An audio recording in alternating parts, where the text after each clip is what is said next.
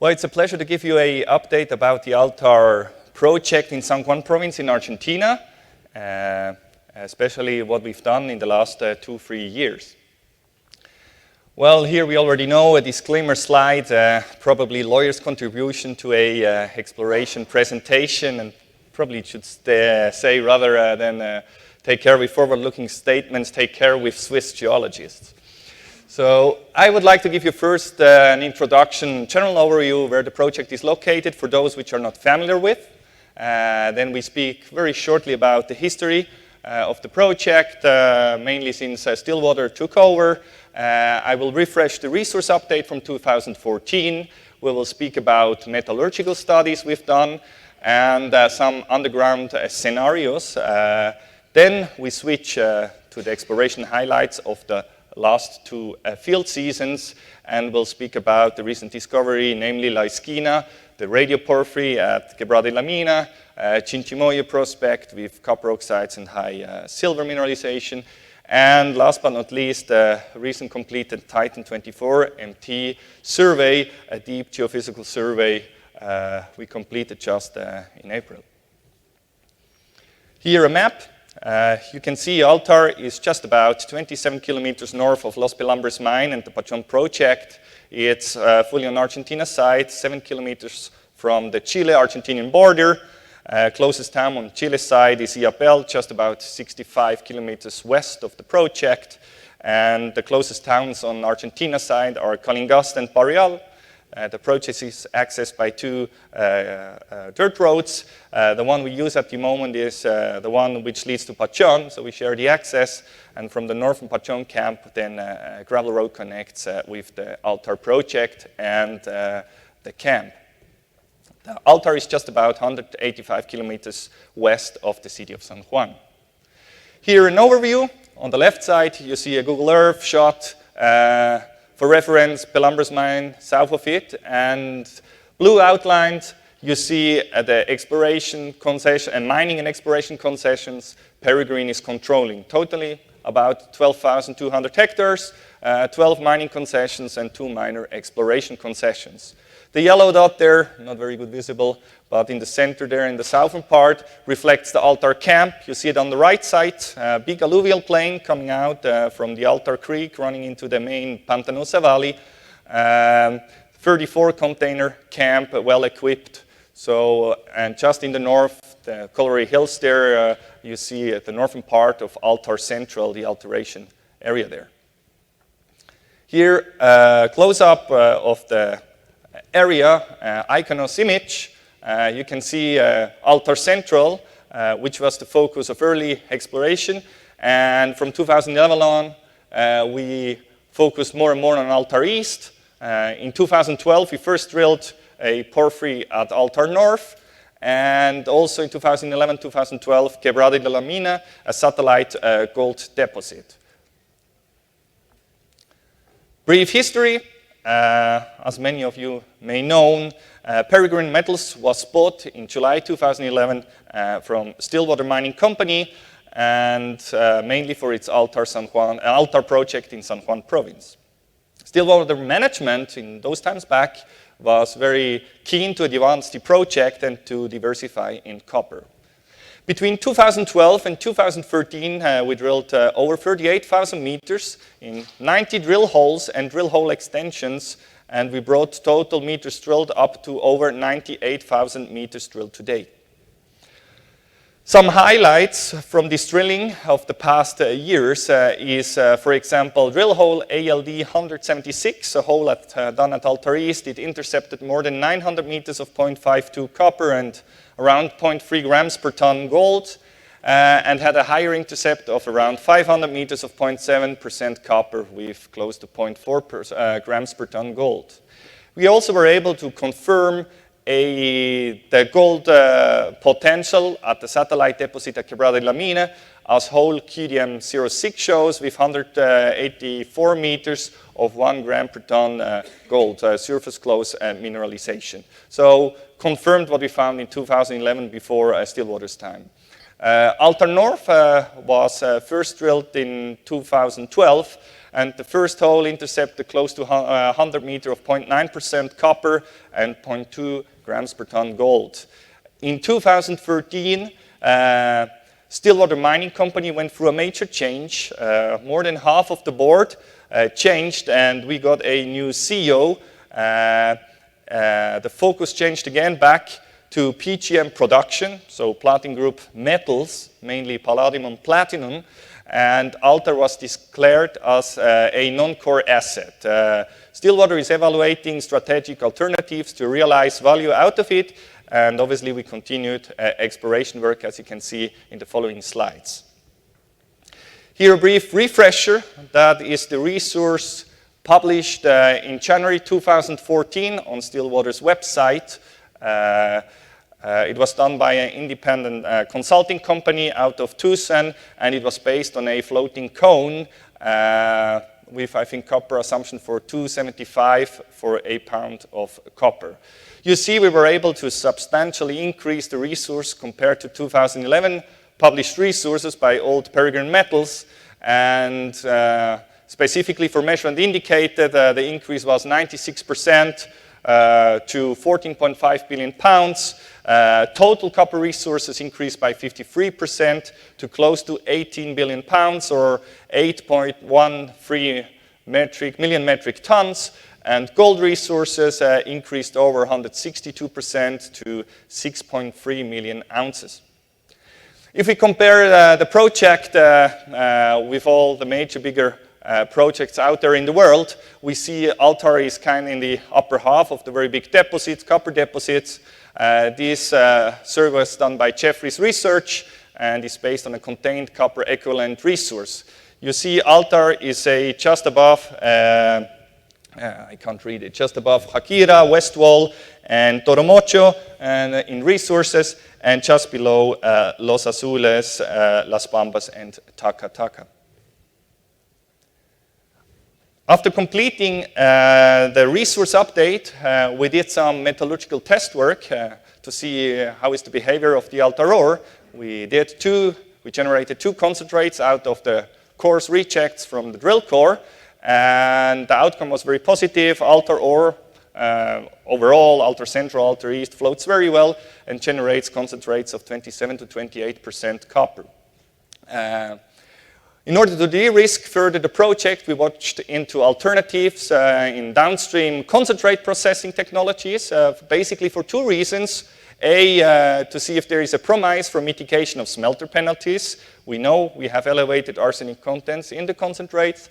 And B, to explore export tax advantages if we produce final copper and gold in Argentina and export those final products instead of the concentrate. The first metallurgical test work was a sequential pressure oxidation leach solvent extraction electrowinning process on copper concentrates with a sodium cyanide cycle to recover the gold. I don't go into much details, but the test work clearly indicates that there is more than 96% recovery of copper out of the concentrates. The other test work done was a advanced arsenic cleaning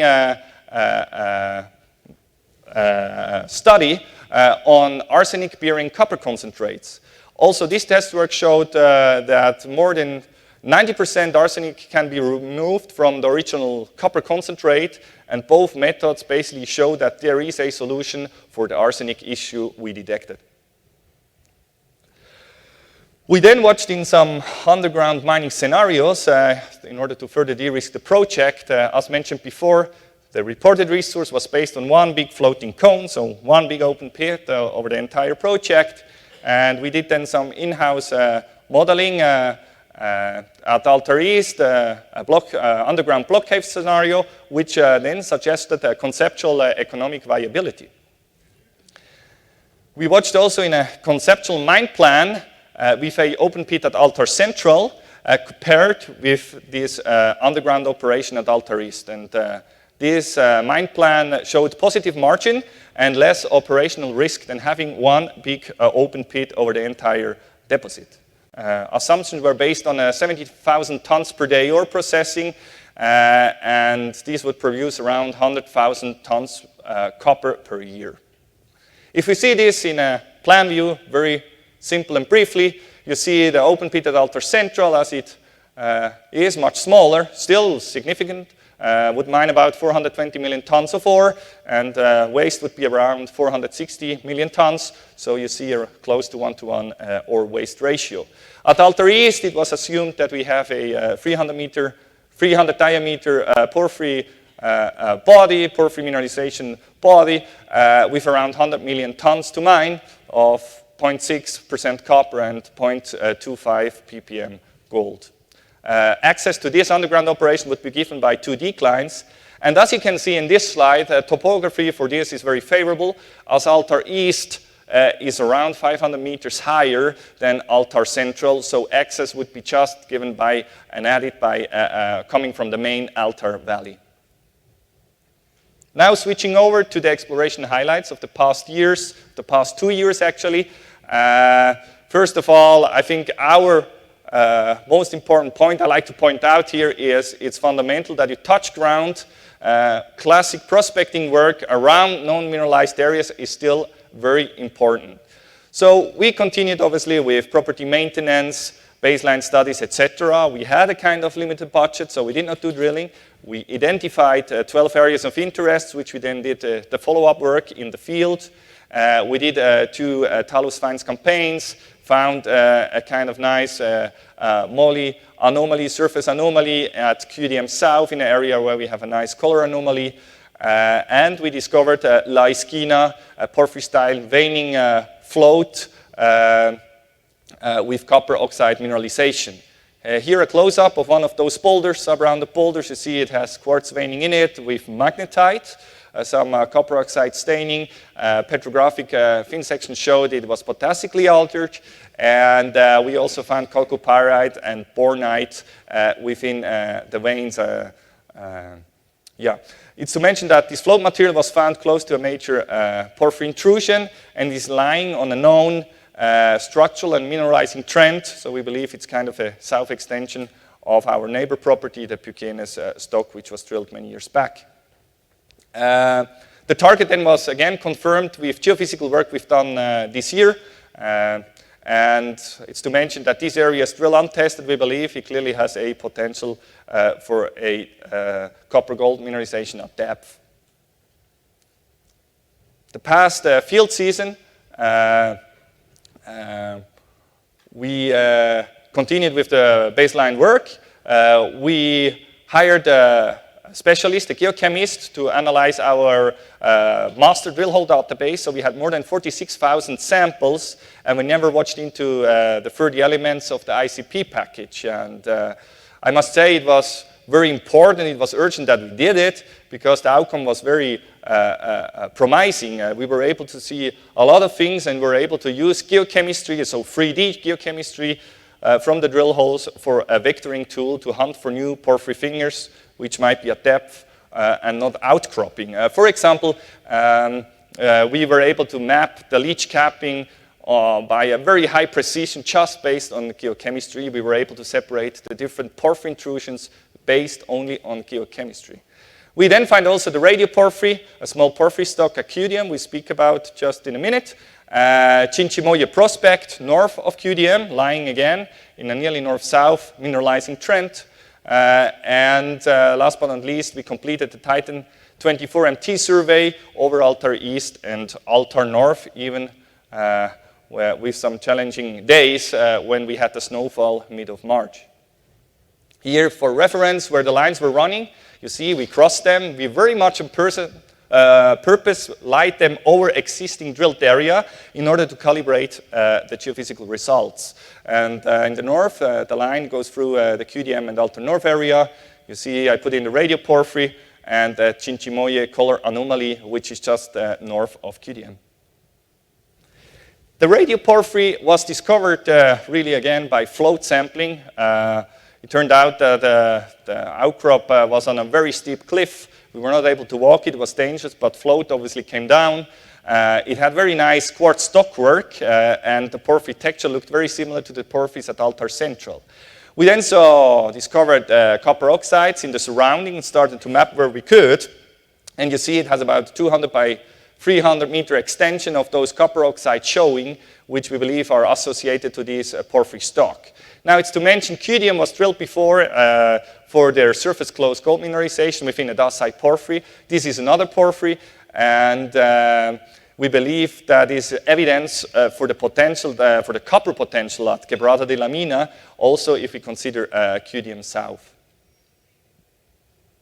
Chinchimoyo prospect, 1.5 kilometers north of QDM, just recently discovered. We checked this color anomaly and found major outcrops with high-grade copper oxide mineralization at surface. First, we thought it's structurally related, which was not the case. We believe it's rather kind of something coming from depth.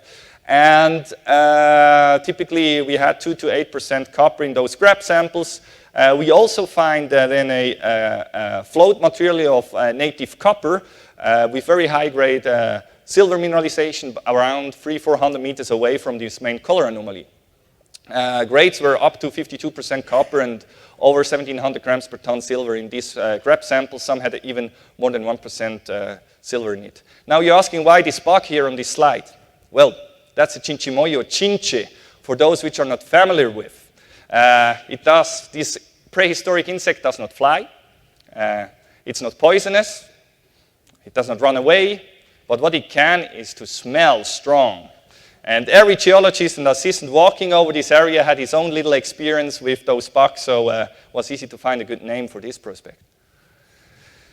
Titan lines. Here the first line through the north. Very briefly, you see QDM, the drilled area, and you see that below we have a resistivity low, very indicative for porphyry-style mineralization. And just north of it would be Chinchimoyo, we just spoke about. So we believe there is a kind of north-south, more or less north-south running trend, and even that this resistivity low might be the source for the distal gold mineralization we've drilled so far. To the east of the line, you see, again, a resistivity low below Altar North. And you see existing drilling, even we intercepted very good grades, was not deep enough to test this resistivity low. So we obviously recommend to check this. And what you see in red, the red traces are preliminary drill holes. How eventually they could be drilled to test those anomalies. La Esquina, I mentioned it before, where we found at surface those boulders, we have also a resistivity low. It's to mention, and I don't have it here, all those resistivity anomalies are associated with a high chargeability, so all typical for porphyry environment. Line 2 is probably the most important line, and as you can see here, we have resistivity low, partially drilled. I projected the existing drill holes in, and you see that there is a very good correlation between low resistivity and higher copper grades. And you see that more than 1.2 kilometers to the southwest of the line is drill untested. It's hardly explored actually at the surface. If you compare these direct current resistivities with a MT resistivity, so a totally other geophysical method, Jeremy spoke before about those methods, you see it is a very similar pattern, which gives us obviously a high confidence. And if you compare the same line now with chargeabilities, again, this camel shape high, chargeability high, is pretty much overlapping with the resistivity lows, and it also shows that there might be a northeast extension of the mineralization of depth. Very briefly, line 3 went through the Altar Central deposit, and it shows that many of the holes we drilled so far didn't really went through the high chargeability anomalies. They stopped before, and it shows a very nice finger-shaped feature, chargeability high, east of our drilled area, the Altar East. We know that the porphyry stocks at Altar are very vertical, and it might be that this is another hydrothermal pulse or even intrusion which is so far untested. What is our exploration success, what we believe, what made it up? So we generated multiple shallow and deep drill targets, but it clearly was a combination of things. Obviously, we knew the geology before, the mapping before. We had an idea of general structural mineralizing trends. That's how we put the focus on the prospecting work. We walked the ground, very fundamental, also where it was complicated. We did the prospecting work. We used geochemistry, surface, and drill hole 3D geochemistry, and we combined, for get a better depth penetration, it with the geophysical survey. Here's some conclusions to round it up. Altar is located in the mining-friendly San Juan province in Argentina, 7 km from the Chile-Argentinian border at elevations between 3,100 and 4,100 meters, just about 25-27 km north of Pelambres mine. The project is well maintained with all environmental and sectorial permits up to date and has a 34-container exploration camp also in good shape. Underground conceptual mine plan paired with metallurgical test work solving the arsenic problem removes potential fatal flow and provides rationale for further deep target exploration. We see there is still a lot of blue sky, and it was generated in the past 2 exploration seasons, namely at Altar North, Laiskia, and Chinchimoya, and 2 of them are still drill untested. We also see clearly copper-gold mineralization potential at QDM South and around the recently discovered radio porphyry. Geophysical data at Altar East show clearly a big potential southwest extension of known copper mineralization at depth, and eventually also a 500-meter northeast extension of the drilled area, so far drilled area. In order to test those new generated targets, we will need more than 6,000 meters of exploration drillings in order to test them. Some closing remarks. The 2014 Altar resource update plus the results of the exploration campaigns of the past 2 years indicate that Altar is one of the largest undeveloped copper-gold projects, deposits with still potential to grow. Altar has flexible development alternatives for various mine methods, sizes, and capital requirements, and several of the high-quality drill-ready targets are identified and ready to be drilled. The identification was based on the combination of mapping, prospecting, geochemistry, and geophysics. Metallurgical test work showed that there is a solution for arsenic, and it's to mention that topography is very well suited for eventual on-site processing facilities. In the past month, we saw a renewed interest in Argentine copper projects and copper development, and we continue to see a strong support from San Juan province. So I would say, considering all the economic environment, we are optimistic and to go ahead with this project. Thank you very much. We have a stand below, so if there are further questions, just contact us there. Thank you.